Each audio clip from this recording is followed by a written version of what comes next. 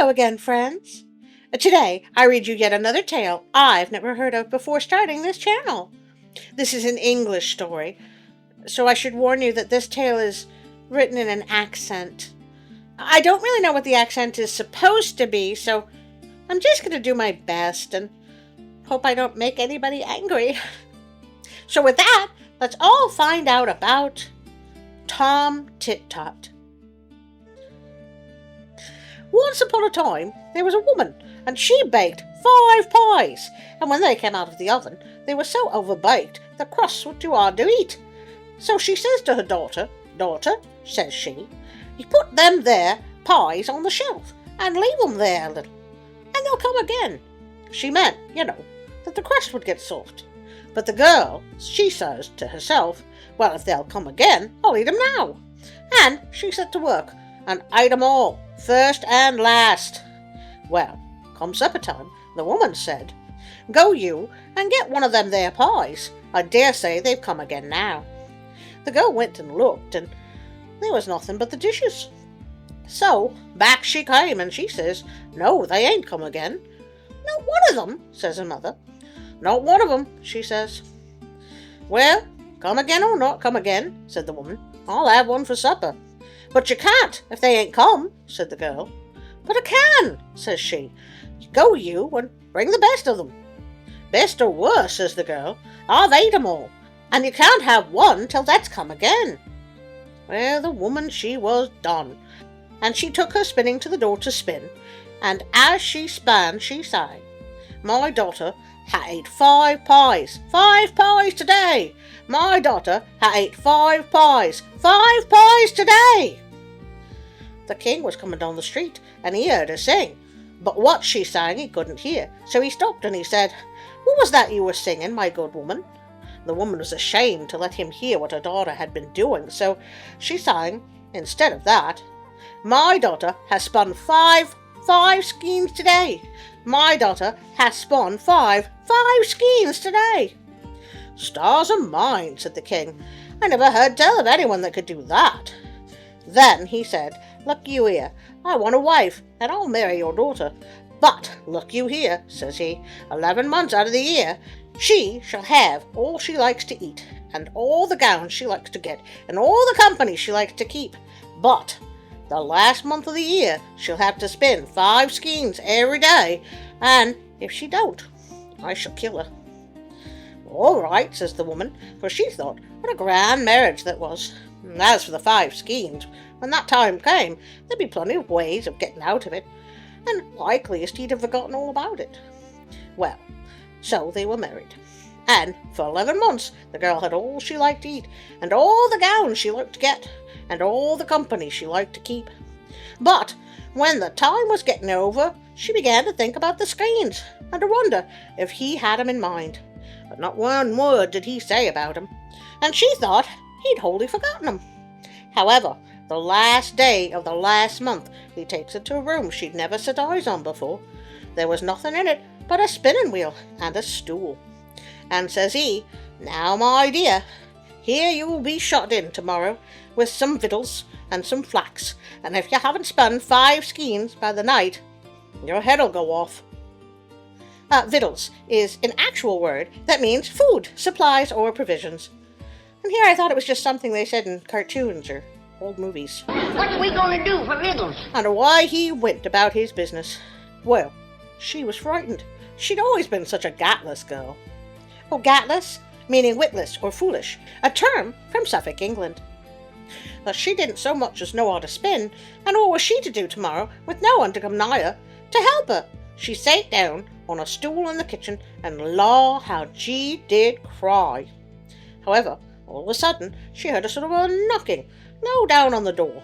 She upped and oped it, and what should she see but a small little black thing with a long tail that looked up at her right curious, and that said, "What are you a-crying for?" "What's that to you?" says she. "Never you mind," that said, "but you tell me what you're a-crying for." "That won't do me no good if I do," says she. "You don't know that," that said, and twirled that's tail round. "Well," says she, "that won't do me no harm if it don't do me no good. and she upped and told about the pies and the skeins and everything. "This is what I'll do," said the little black thing. "I'll come to your window every morning and take the flax and bring it spun at night." "What's your pay?" says she. That looked out of the corner of That's eyes, and That said, "I'll give you 3 guesses every night to guess my name. And if you haven't guessed it before the month's up, you shall be mine." "Oh, hey, it's Rumpelstiltskin!"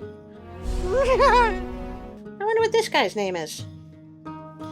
Well, she thought she'd be sure to guess That's name before the month was up. "All right," says she, "I agree."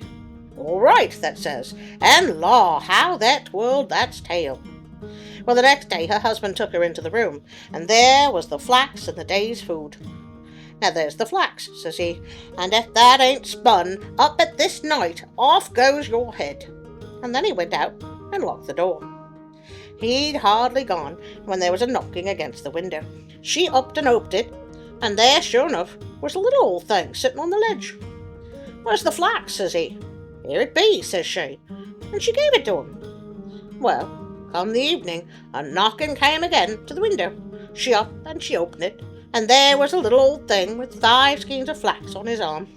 "Here it be," says he, and he gave it to her. "Now, what's my name?" says he. "What, is that Bill?" says she. "No, that ain't," says he, and he twirled his tail. "Is that Ned?" says she. "No, that ain't," says he, and he twirled his tail. "Well, is that Mark?" says she. "No, that ain't," says he, and he twirled his tail harder, and away he flew. "Ooh, it's a helicopter tail." It's twins from Sonic the Hedgehog. "It is!" Tails. Didn't know he was that evil. Well, when her husband came in, there were the 5 skeins ready for him. "I see I shan't have to kill you tonight, my dear," says he. "You'll have your food and your flax in the morning," says he, and away he goes. Gosh, what a gentleman. He's so sweet. I know, just absolutely nice. Well, every day the flax and the food were brought, and every day that there little black impet used to come, mornings and evenings, and all the day the girl sat, trying to think of the names to say to it when it came at night. But she never hit on the right one, and as it got towards the end of the month, the impet began to look so maliceful, and that twirled That's tail faster and faster each time she gave a guess. At last it came to the last day but one. The impet came at night, along with the 5 skeins, and That said, "Well, ain't you got my name yet?" "Is that Nicodemus?" says she. "No, 'tain't," That says. "Is that Sammy?" says she. "No, 'tain't," That says. "Oh, well, is that Methuselah?" says she. "No, 'tain't that neither," That says. Then That looks at her with That's eyes like a coal of fire, and That says, "Woman, there's only tomorrow night, and then you'll be mine." And away it flew. Well, she felt that horrid. However, she heard the king coming along the passage. In he came, and when he sees the 5 skeins, he says he, "Well, my dear," says he, "I don't see but what you'll have your skeins ready tomorrow night as well, and as I reckon I shan't have to kill you, I'll have supper in here tonight." So they brought supper, and another stool for him, and down the 2 sate. Well, he hadn't eaten but a mouthful or so, when he stops and begins to laugh. "What is it?" says she. "Oh, why," says he, "I was out a-hunting today, and I got away to a place in the wood I've never seen before, and there was an old chuck pit, and I heard a kind of sort of humming, so I got off my hobby, and I went right quiet to the pit, and I looked down. Well, what should be there but the funniest little black thing you've ever set eyes on, and what was that doing? But that had a little spinning wheel, and that was spinning wonderful fast and twirling that tail. And as that span, that sang, 'Nimmy, nimmy, not, my name's Tit Tot.'" Well, when the girl heard this, she felt as if she could have jumped out of her skein for joy, but she didn't say a word. Next day, that there little thing looked so maliceful when he came for the flax, and when he came she heard that knocking against the window panes. She opened the window, and that come right in on the ledge. That was grinning from ear to ear, and ooh, that's tail was twirling round so fast. What's my name? That says, as he gave her the skeins. Is that Solomon? Says she, pretending to be afeard. No, 'tain't, that says, and that came further into the room. What is that, Zebedee? Says she again. No, 'tain't, says the impet, and then laughed, and twirled that's tail till you could hardly see it. Take time, woman, that says, next guess, and you're mine. And that stretched out that's black hands at her.